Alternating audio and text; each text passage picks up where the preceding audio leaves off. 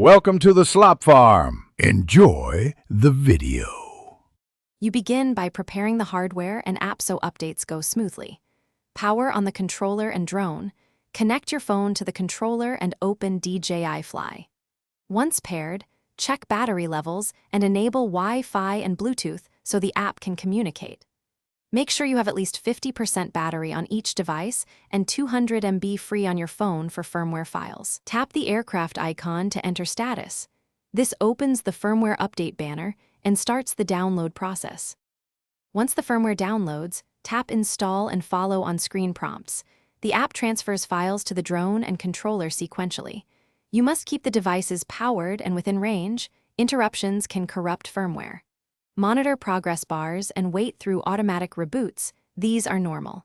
If the app requests controller update, install it second.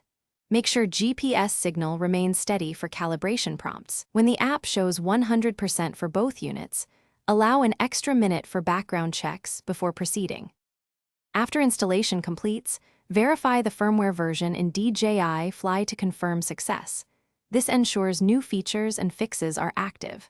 Calibrate compass and IMU if the app asks. These steps restore flight stability. Do a short hover test in an open area to confirm normal behavior. If the update fails or drone becomes unresponsive, power cycle devices and retry. If problems persist, connect the aircraft and controller to DJI Assistant on a PC.